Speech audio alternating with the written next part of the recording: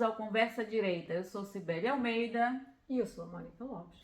Muito bem, vamos ter a nossa Conversa Direita hoje aqui, no nosso último episódio da série Entenda as eleições em Portugal. Como é que funcionam as eleições em Portugal? E a nossa série de hoje é Os Eleitores e o Voto. A nossa entrevistada é a Mônica Lopes, presidente da Associação Libera, que já participou de alguns processos eleitorais e conhece um pouco desse universo, já também tem um mestrado em ciência política, vai poder nos dar essa visão também do que ela tem a respeito desse tema. Mas antes, não esqueça, inscreve aí no nosso canal, ativa o sininho para receber as notificações, porque a nossa conversa é muito importante e deve ser partilhada com todos. Muito bem, quais são os principais requisitos para ser eleitor em Portugal, Mônica? São poucos, mas são bons.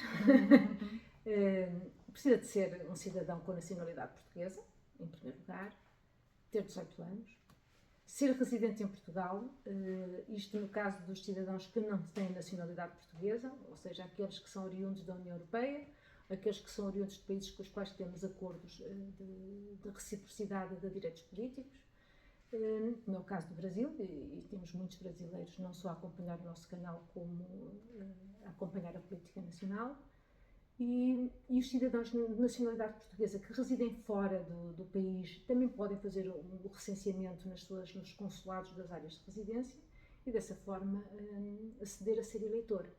O que nos impede de ser eleitor basicamente são problemas ligados à justiça. Existem várias regras ligadas ao facto de se ser condenado, se já transitou ou não um julgado, mas são poucos as restrições. Quase todos podemos votar, basta querer. Muito bem, nós tivemos no episódio passado com o Jerônimo você comentou sobre a comunidade brasileira que basta ter 2 anos aqui para poder votar nas autárquicas, né? Bom, tem que ser legal. Claro, isso aí, independente de voto, tem que ser, não é? Muito bem, como é o processo de recenseamento eleitoral em Portugal? Como é que funciona? O processo de recenseamento em Portugal, eu já o disse, não sei se aqui, mas digo muitas vezes, é um processo amigo do eleitor. Ou seja, nós não complicamos, somos exatamente o mais descomplicado possível. Assim que atingimos a maioridade e temos 18 anos, ficamos automaticamente recenseados. Não temos que proativamente fazer nada, ficamos automaticamente recenseados, mesmo quando mudamos de residência, desde que atualizemos a residência no cartão de cidadão, estamos automaticamente recenseados na nova zona de eleição. Além de descomplicado, nós queremos que toda a gente vote. Nitidamente, Portugal é a favor de todos, devemos votar. É pena que nem sempre aconteça, mas é assim. Por isso mesmo, quando vivemos fora do país, é fácil o recenseamento nos consulados e aceitamos o voto por correspondência, por escrito, que nem todos os países o aceitam. Por isso, o processo de recenseamento é simples, é automático e é facilitador. Pois, mas no caso dos estrangeiros, acredito que eles vão precisar ir a uma junta, né, de freguesia para fazer o seu recenseamento onde moram, não é isso? Nos estrangeiros, como eles têm que provar que residem aqui há 2 anos, eles, já não é automático, não é? Sim, eles sim. têm que ser proativos. No que diz respeito ao cidadão nacional, ele no território nacional não necessita de fazer nada, é tudo automático, mas também quando sai do território, para ter direito a votar, ele tem que realmente ser proativo e ir ao consulado, fazer o registro e dizer eu quero votar. Basicamente é isso. Muito bem. O voto tem a mesma força em círculos eleitorais grandes e pequenos? Como é que funciona essa questão do voto? Um dos pilares da democracia é a equidade, o valor igual do voto. Ou seja, um português um voto o mesmo peso. Este é um pilar da democracia e nós temos que entender que, efetivamente, é assim. O meu voto é igual ao teu e eu só posso votar de uma vez e tu só podes votar de uma vez. E somos todos assim. Mas depois, na dinâmica do processo político, a coisa muda um bocadinho. Nós podemos olhar o voto por 2 vertentes. Primeiro, se olharmos quantos votos são necessários em número para nós conseguirmos eleger um deputado, aí varia substancialmente. Acho que em Lisboa, por exemplo, são 66 mil eleitores, eu não disse votos, eu disse eleitores, porque as pessoas são livres de votar ou não, mas são 66 mil eleitores que representam um mandato. Em Braga são 46 mil, acho eu.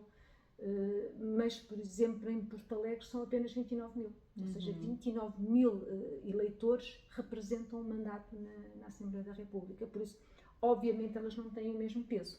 Se o objetivo de votar é eleger um deputado, eu preciso, em Braga, de mais 46.999 colegas a pensar como eu, para elegermos, mas se eu morar em Porto Alegre, eu só preciso de mais 28.099 colegas a pensar como eu, para elegermos. Aí podemos verificar que o peso é um bocadinho diferente. Isto é quando nós pensamos no número de eleitores em função do mandato, mas nós também podemos pensar na percentagem que é necessária para atingir o mandato. E aí temos uma solução inversa, rigorosamente inversa. Em Lisboa, por exemplo, eu dou o exemplo de Lisboa porque eles são muitos e elegem muitos. Em Lisboa, por exemplo, bastará ter 2% dos votos para poder colocar um deputado na Assembleia da República. Mas se nós olharmos para Porto Alegre, que nós tínhamos visto que são preciso menos pessoas, mas já é preciso uma porcentagem de cerca de 33% dos votos efetivos. Por isso, neste aspecto, então, o voto em Lisboa pode ser mais significativo e ter um peso maior do que o voto em Porto Alegre, porque eu preciso de uma percentagem grande da população a acompanhar-me para conseguir eleger alguém. Por isso, resumindo, o voto é um por pessoa, cada pessoa só pode votar uma vez. Em teoria, o voto tem o mesmo peso, mas depois, junto com a dinâmica do sistema eleitoral, ele acaba por ter pesos diferentes. Então, por que os partidos políticos apostam nos distritos eleitorais? Porque é onde nós temos mais população. Por isso, nós temos mais população a viver no litoral. Os distritos do litoral elegem mais deputados. Vou dar um exemplo. Vamos imaginar que eu sou presidente de um partido e estou no final de uma campanha eleitoral para as legislativas, olho para as sondagens e vejo assim, em Lisboa eu tenho 1,8% de percentagem. E em Porto Alegre eu tenho 18% de percentagem nas sondagens. Parece que Lisboa está fraquinha, mas Lisboa está muito à beira de poder eleger o deputado. Por isso, eu, como presidente de um partido, vou optar por fazer uma campanha mais efetiva, por meter mais coisas ao mundo metropolitano e vou tender a esquecer o mundo rural, porque esse elege menos e é muito mais difícil eu chegar lá. Por isso, efetivamente, nesta dinâmica aqui, o que nós vamos ter é que o sistema eleitoral português, da forma como está feita, em que são círculos distritais, que elegem os deputados, não há um círculo de compensação, que é um erro, vai fazer com que haja uma distorção do próprio sistema. Uma distorção enquanto eleição, porque eu vou investir nos conselhos, nos distritos que elegem mais, que estão ao litoral, e vou tender a esquecer os do interior. Do ponto de vista das políticas, depois vamos imaginar que eu sou constituída o governo, do ponto de vista das políticas isso vai se replicar novamente. Eu vou investir naquilo que interessa ao mundo urbano e vou tender a esquecer assuntos que interessam ao mundo rural, como a agricultura, como as florestas, como a pecuária, ou seja, há um conjunto de assuntos que interessam ao mundo rural, que elege menos, tem menos pessoas, e no fundo isto é uma pescadinha de rabo na boca, cada vez vai ter menos pessoas, porque as pessoas não se sentem representadas e vão fugir. Por outro lado, há outra dinâmica. Vamos imaginar, eu como governo, tenho consciência que no distrito A, vamos dar o exemplo, por exemplo, no distrito de Aveiro, eu perdi ou eu ganhei por muito pouco naquele distrito e eu quero garantir que da próxima vez o meu partido tem um bom resultado lá. Se eu vou implementar uma política nova e é preciso fazer um centro de decisão, fazer uma coisa em grande, eu vou colocar em Bragança, que elege 2 deputados, ou eu vou colocar em Aveiro, já a semear ali uma sementezinha que vai dar frutos em termos de votos para o partido. Este é um problema que temos em Portugal porque temos um sistema demasiado partidário e como é tão partidário, os interesses do partido muitas vezes estão à frente dos interesses nacionais, da população e acabamos a esquecer a população do interior. Muito bem, como nós somos ambas de Braga, eu estava aqui a pensar e não sei se a Mônica pode dizer mais ou menos assim, qual é o perfil do eleitor bracarense, por exemplo? Tem uma ideia, né? Assim, distrito a distrito, não. existe um perfil Os genérico. bracarenses. Bracarense não, existe um perfil genérico. Sim. O que existe dos estudos que são feitos, normalmente é um professor universitário, Pedro qualquer coisa, que costuma fazê-los. O perfil que é feito, normalmente, o perfil do eleitor, é um perfil de uma pessoa com mais idade. Não, por isso, nós podemos, às vezes, é uma interpretação cínica, mas não deixa de não ser verdade, que aqueles que viveram no tempo em que não podiam votar deram tanto valor ao facto de terem esse direito que tendem a exercê-lo, quer chova, quer faça sol. Tem vontade Tem mesmo vontade de de votar, não é? Já os meus filhos e os teus filhos já não o fazem com o mesmo sentimento de uma De dever. obrigação, exatamente, de uma obrigação porque se adquiriu aquele direito. Esse é um lado. Depois o outro lado do perfil do eleitor é que em Portugal, isto até os últimos anos, eu diria que o aparecimento do Chega em 2019 alterou isto, foi o primeiro partido que conseguiu alterar, é um perfil de fidelização. O eleitor tem pouca propensão a mudar do partido A ou do partido B. E eu digo assim, ou seja, o que as pessoas dizem é: eu não vou votar no A, eu sou do A. Quantas vezes a gente já conversou com alguém e tu votas neste ou naquele e a pessoa diz: mas eu sou do PS ou eu sou do PSD, eu sou de... É um sentimento de pertença. Eles pertencem àquele partido, por isso, independentemente do que o partido faça, eles vão ter aquele voto sempre igual. Não é? Não há um escrutínio que seja capaz de dizer assim: não, eu votei, eu votei neste partido porque eu me identifico com estas regras. Ele cumpriu, ótimo, eu vou continuar a votar. Ele não cumpriu, eu mudo. E faz falta, o perfil do eleitor típico em Portugal não tem esta capacidade de escrutínio. É ainda muito baseado na fidelidade. Mas eu estou assim, vislumbrando uma mudança onde há uma adesão maior dos jovens, mais né, nos últimos anos. Na Europa toda, esta questão de fidelização partidária tem vindo a cair nos últimos anos. Aliás, é por isso que as sondagens têm muita dificuldade em acertar. Nós todos nos lembramos do Brexit. Ninguém achava que o Brexit ia ganhar. Porquê? Porque as sondagens eram feitas em cima de um perfil de fidelização. E aquilo foi um marco importante. Foi a primeira vez que houve eu acho que eles fizeram um estudo em que eu acho que cerca de 60% da população mudou o sentido de voto naquela eleição. E isso baralha as contas todas. Sim. Ora, nós estamos a começar a refletir isso em Portugal. O Chega foi, agora também, com a iniciativa liberal, mas o marco é a entrada do Chega no sistema político.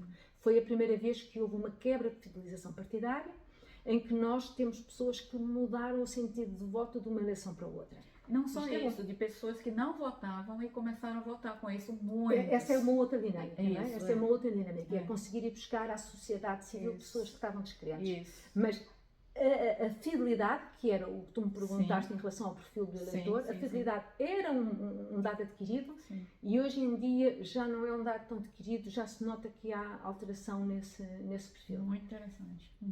Depois, existe nenhuma outra particularidade no perfil do eleitor que tem sido sempre assim, nem todos os estudos têm sido feitos. É o perfil homem-mulher.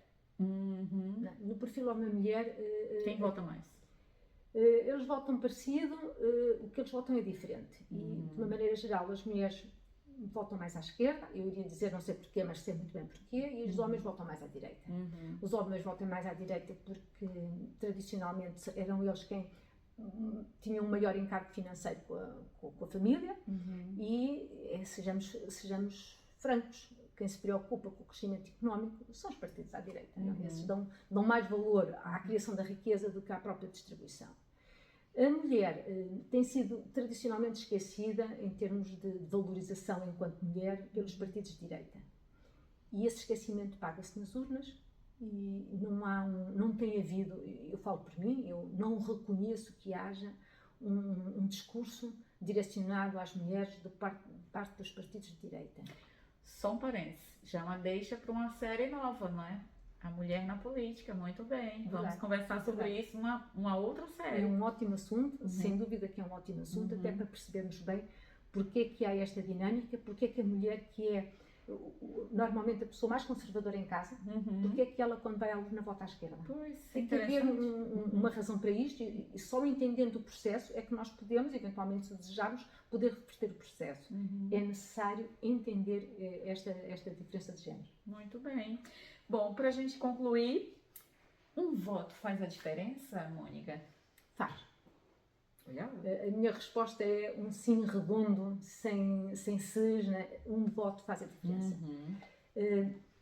E é muito além da diferença aritmética. Eu não estou à espera que o partido A empate com o partido B, um tem 500 votos, eu tenho 500, e que o meu voto vai fazer a diferença, seja 501.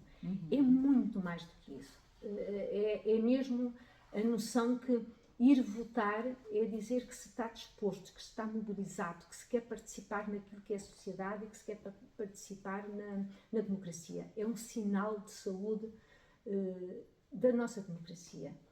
Um voto é especialmente importante quando os círculos eleitorais são pequenos, é especialmente importante quando há referendos, quando há a participação direta da democracia direta. Nós temos algumas juntas de freguesia, algumas zonas no interior do país em que há esta participação direta, em que as decisões são tomadas não pelo Executivo, mas numa assembleia de habitantes. É interessante que ainda possa haver, é pena que não haja mais, porque isso envolve as pessoas e responsabiliza-as também. E depois um que é muito importante e a gente esquece, o eu ir votar é inspirador. Eu tenho 2 filhos e eles vão votar. E numa sociedade em que se diz que os jovens não votam, eu tenho 2 que votam. Os teus votam? Votam, sempre votaram. E porquê que os meus votam e os dela? Porque eu vou votar. Eles viram-me sempre ir votar. Eles viram o pai ir votar. Mesmo quando nós, eventualmente, teríamos que trabalhar nesses dias, nós saímos mais cedo para conseguirmos ir votar antes do trabalho. Por isso, se eu dou o exemplo, eu vou inspirar. O que eu faça, eu vou replicar. Essa é muito importante. É uma coisa que eu fico muito admirada. O percentual de abstenção aqui em Portugal é muito alto. Eu nunca vi isso assim tão... Como não é obrigatório. Nós nestes programas todos que fizemos, vimos muitas vezes o quanto o sistema, por ser muito partidário, é muitas vezes desmotivador, porque lá está. Não há uma eleição direta, eu não tenho controle, é o partido que controla.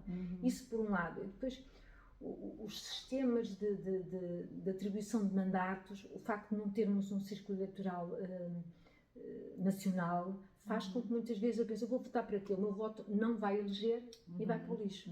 Por isso, o próprio sistema precisaria de uma enorme mudança. Porquê que não muda? Porquê? Não muda porque o sistema é partidário. E para mudar era preciso que os partidos entendessem que o queriam mudar. E que se eles mudarem, eles vão perder força. Principalmente os 2 partidos que precisam de ser combinados para fazer uma alteração destas, porque ninguém muda isto com uma maioria simples, não é? Tem que ser sempre uma maioria qualificada.